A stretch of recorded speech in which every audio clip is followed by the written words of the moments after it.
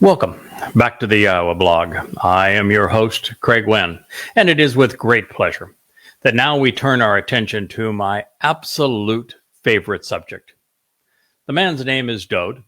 He is known today as David. He is, as this chapter that I'm going to be sharing with you today proclaims, the Son of God. He is Yahweh's firstborn.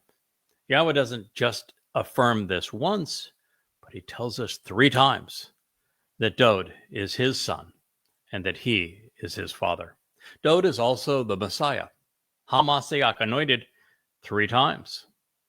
He is also the man who has and will live 3 lives. He was here 3,000 years ago when anointed as the Messiah, when he became a great prophet, when he became the defender of his people, the exemplar of Israel, the example of the covenant, when he became the ultimate scholar of the Torah. And when, as a prophet, he told us exactly what he was going to do in his second life, which is to fill Pesach, Matzah, and Bekurim, beginning as the Passover lamb. This realization that Dowd announced that he was going to do these things, writing about his fulfillment in first person in both the 22nd Mizmowr Psalm and also in the 88th, and having the great prophet Yeshayah speak of him in the 9th and in the 53rd chapter of his great prophetic portrayal,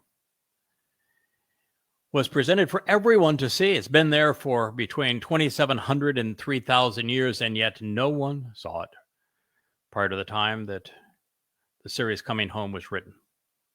And so I'm going to be sharing from Coming Home to encourage you to want to pick it up and read it. This is the first of 3 volumes written to present Dowd's Mizmowr, his great songs, to us. And we're going to rejoin in the second of the Mizmowr, the second revealed in numerical order. The title of the chapter, as I said, Chapter 2, Son of God, Volume 1, Coming Home. It's called A Voice. The byline for this chapter is, This day I bring you forth as your father. We could, and almost did previously, make out an entire meal, if you will, out of what Yahweh inspired his son Dowd to write in the opening refrain of his second song. We devoted an entire program to it because it gave us the opportunity to expose and condemn conspiracies that have sought to blame Jews for all that is wrong in the Gentile world. That program is now about a week old, so you've likely had a chance to enjoy it. And it became obvious that God isn't a proponent of man's propositions, particularly when they are conspiracies against his people. With the exception of Dowd and his son Solomon, and only in Israel, no government has ever been authorized or established by God. And even then, Yahweh only acted after the Israelites rejected his Shaphat judges, particularly Samuel. Having made the decision to follow in the ways of the Gentiles, rather than being Torah observant, God figured that since they were insistent on a king, his preference for a shepherd might set a good example. This, of course, means that Paul lied in his repulsive letter to the Romans, and again in Hebrews, as did the Roman Catholic Church, which grew out of his perverse doctrine. God is opposed to government. I am apolitical because God is apolitical. I'm anti-religious because God is anti-religious. He is as opposed to government as he is to religion, and opposed to militaries as well as conspiracy. God disdains these human contrivances because they are all counterproductive and they are self-serving. having been created and perpetrated by the worst among us. It also means that the rabbis were wrong when they became political, as they are today, as is the case particularly with the parasitic Haredim in Israel.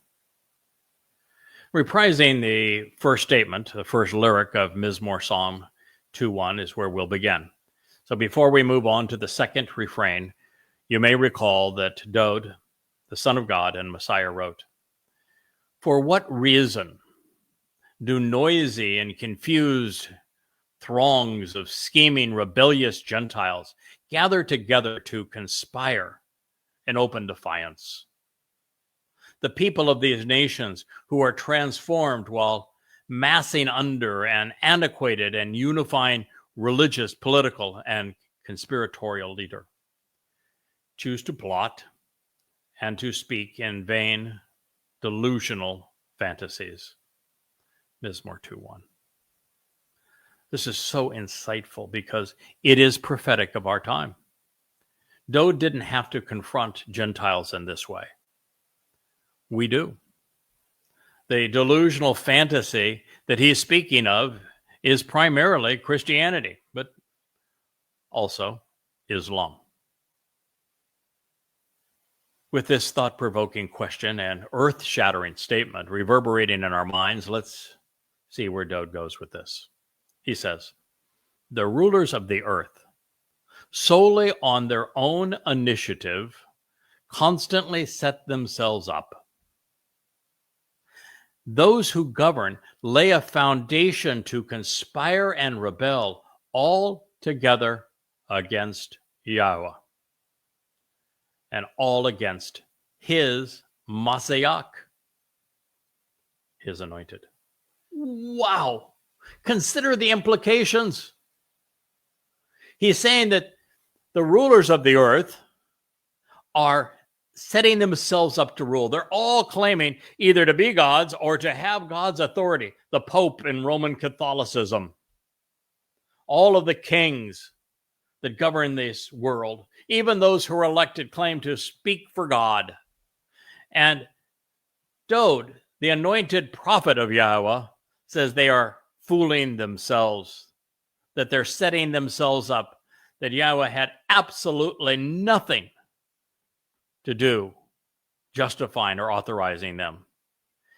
Then he said something that's even more stunning. He said, "Those who govern lay a foundation to conspire and rebel all together against Yahweh."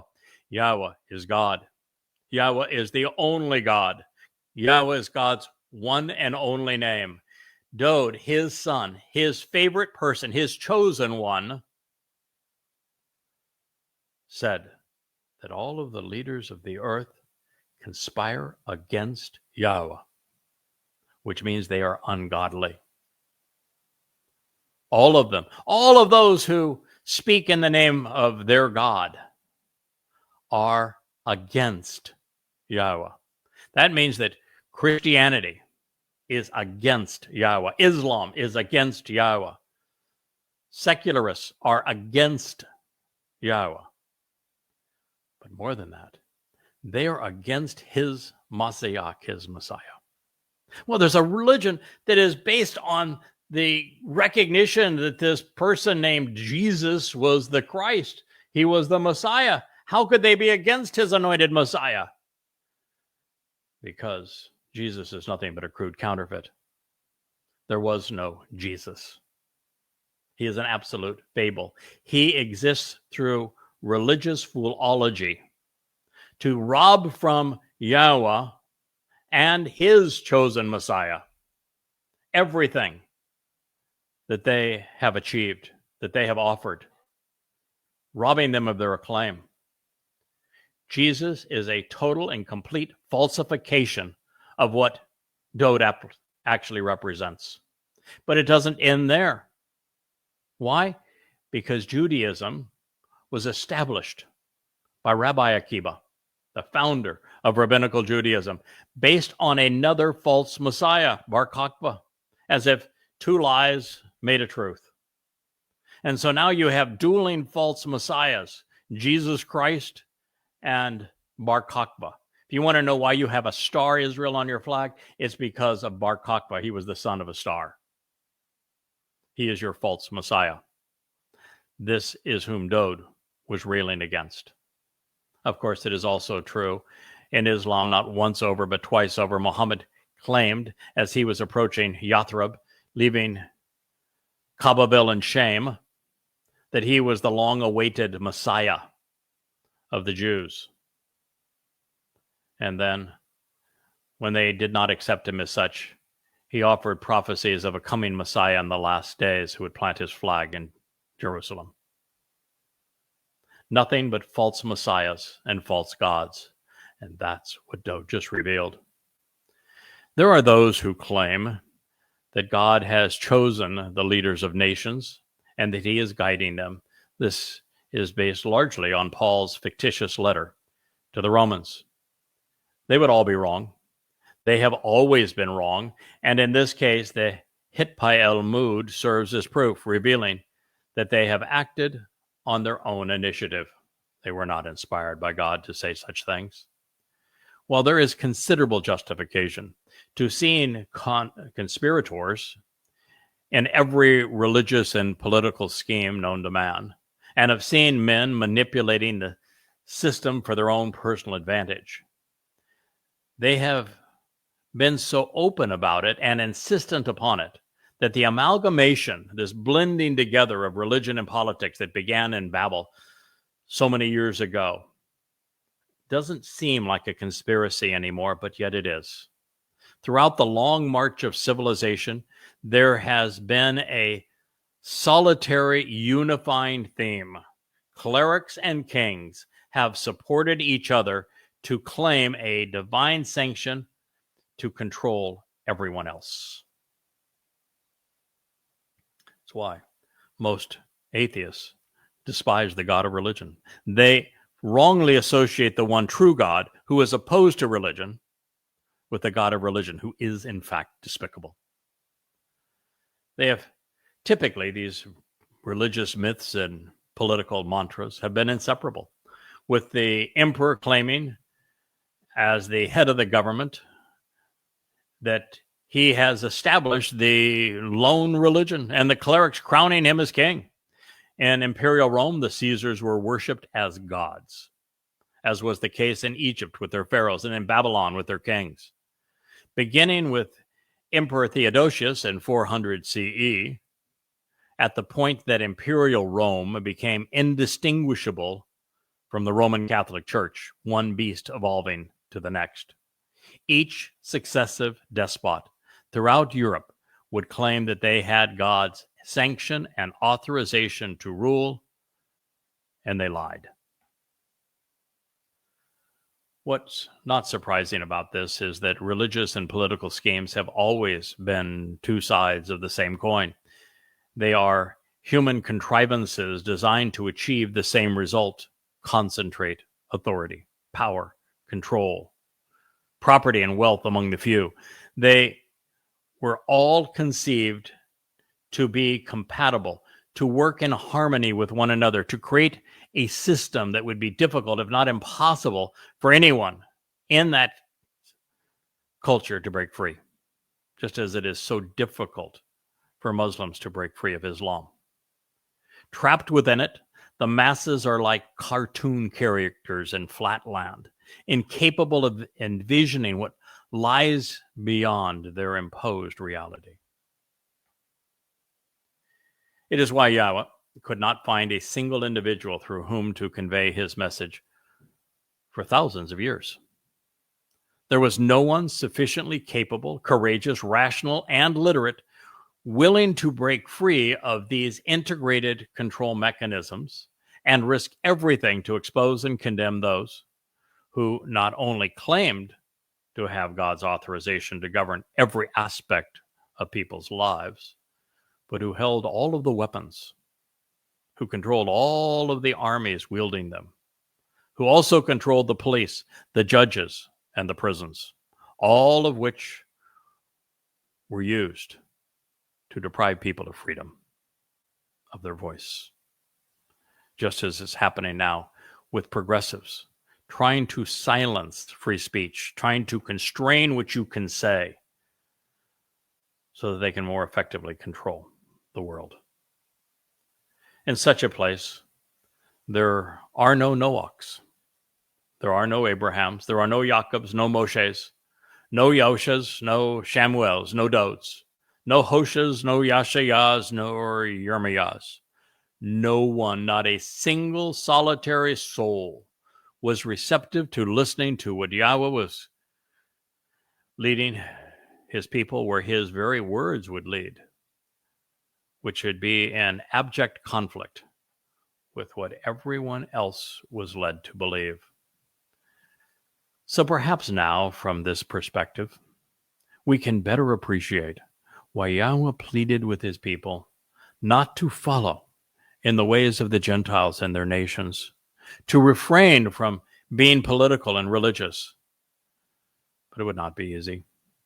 The web of lies is so intertwined, and we all are influenced and indoctrinated, even manipulated like Lot, so ensnared by these deceptive and deadly human contrivances that even when one among us would find reason to cut a spinneret, there would be hundreds more, all sticky and interwoven, all designed to immobilize the prey seeking to walk away. Keep in mind, these webs were spun to be unseen. Its web of silky smooth bonds ensnaring and entangling the unobservant victim. And yet, the tensile strength of these spider webs, like those found in nature serving as a metaphor, would be greater than the same weight of steel and even more elastic. Those who would struggle against them would simply wear themselves out, and they would become ever more ensnared in these convoluted traps. Those who witness others in rebellious struggle for their freedom, pursuing a way out only to die in a public and excruciating way, would be dissuaded from doing likewise, deterred from rebelling, seeking to flee from the control apparatus. It is why Muslims and progressives are marching in the streets of the United States and of Europe, chanting jihad, death to Jews. They're trying to terrorize the world into submission so no one will have the courage to rise up against them. What's surprising here is that the religions which claim the Psalms and say that they are inspired by their God played such a damning role in all of this. All anyone has to do to expose their malfeasance is to point out what Dode wrote in the second Mizmowr. But it would never be that simple. Those who wrongly claim God's authority are never persuaded otherwise, even by God's own words. And the masses, confined and twisted up in their own web of lies, are seldom, if ever, receptive to a reality other than the one they have been conditioned to believe. The webs of politics and religion, like those of social customs and conspiracies, are filled with holes, of course. Each spindly thread is easily broken, but there are so many of them within these interwoven control contrivances because they have been designed to integrate almost every aspect of the human experience, that without an unbridled passion to be free, a fully functioning Asalma conscience, and divine direction, most people not only remain trapped, they don't even know they're constrained. Moreover, those who break the bonds of religion are typically ensnared by a political scheme that is no better. This is the nature of progressives. Thinking that they're going from faith to reason, they simply find themselves trapped in a different web of lies. It is the story of Abraham seeking Yahweh's help with his nephew Lot, of what the entangled and ensnarled got right and wrong. It is about the four individuals who, without guidance of Yahweh's messengers, finally, or with the guidance of Yahweh's messengers, finally broke free of Sodom, representing modern Moab, which is our world today, before it was destroyed, who would later reject the guidance offered them by the messengers, which would have taken them home. But no. Moab is all around us. We have become like Sodom. Even on a planet with 8 billion souls, fewer than 8,000 will ultimately break free of this web. It took the perfect storm for me to break out of this interwoven web of politics, religion, economics, social customs, patriotism, conspiracy, and militarism. I not only lost my business, a public company, due to the deceitful machinations of the most religious employees. I was publicly crucified in the progressive media, severing my faith in the religious, economic, and journalistic institutions upon which I thought the nation was built. Shortly thereafter, I became disenfranchised from politics, patriotism, and the military, especially after getting to know George W. Bush personally and then witnessing the revolting carnage on 9/11 and then the lies that followed. I saw the president act as he told me he would privately, counterproductively invading two uninvolved nations, fundamentally changing the world so that what we're witnessing now, even in Syria, and this migration of Muslims into Europe, is all a direct result of his lies and malfeasance. Yes, the invasion of Afghanistan and Iraq was based on a web of lies. Then, adding to the perfect storm, I had to walk away from a psychotic father, even an abusive wife, eroding the myths of family values, free of every sticky and silky spinneret. I was finally like Abraham after he had walked out of Babylon. Unlike Abraham, however, there was a Torah to read. It was so poorly translated, however, it wasn't nearly enough to embrace the truth. Worse, it was hidden beneath a mountain of New Testament and Talmud deceptions. I was still living in the world Paul and Akiva had woven, the one in which Dode had so brilliantly expounded against. But as I pursued the connection between 9/11 and Islam at Yahweh's discretion and direction, I discovered an insight that profoundly changed my life. Pondering why Allah, who is modeled after Satan, would denounce Satan in his Quran, I came to understand what Yahweh revealed about the adversary and his connections with Babylon in Yeshaya, Isaiah 14. Satan despises his depiction as the adversary because it precludes him from his prime objective, which is to be worshipped as the God of religion. The final bond that needed to break was Shaul, another man who admitted to being demon-possessed.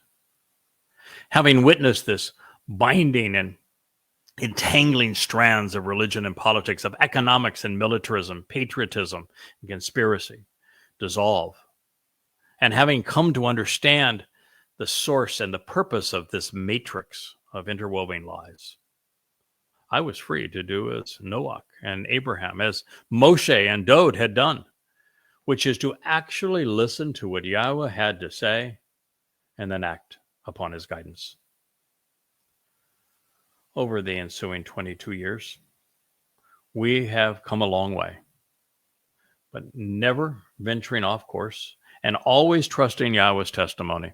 As a result, the path out of Moab, out of Edom, and away from Harmon, this exodus from Mitzrayim and Babel to the promised land, has been more clearly marked and illuminated. The Nesh sign that Yahweh has had us compose is now being lifted up by Yahweh to call his people home and out of the three Babylons. From the very outset of coming home, I have presented the interactions between Yahweh and Dowd as father and son. This approach is particularly relevant now because in addressing the response of political and religious leaders towards their relationship, Dowd spoke of it being over Yahweh and against his Mashiach. This means that from their perspective, to rise up against one was an attack on the other. To claim supremacy over Yahweh, as the religious have done with Hashem, Jesus, and Allah, has engendered a hostile response from his Messiah. To denigrate the Son is to disparage the Father. If you want to anger God, rob his Son, the Messiah, of his due, as Christians and the practitioners of Judaism have done. It is by robbing Dowd of everything Mashiach, his Messiah, portends, both in Judaism and Christianity, even in Islam, that the religions have schemed together through their scriptures to lay the foundations they would use to defraud believers. In Judaism, HaMashiach is either the false Messiah, Bar Kokhba, who brought on the wrath of Rome and caused the diaspora, or he is an unknown individual for whom they wait, not Dowd. By denying the fulfillments of Pesach, Matzah, and Bakurim in year 4000 Yah, and then by ignoring Yahweh and replacing Teruah, inverting the purpose of Kippurim, rabbis have plundered Yahweh's Mashiach of the respect he has earned. This is a good stopping place. Again, we're trying to keep these programs at a reasonable length. I will pick up where we left off on another edition of the Yahweh blog. I'm your host. I appreciate you listening. May Yahweh bless, and may you come to know the Creator God of the universe and his beloved Son, the Messiah, Dowd.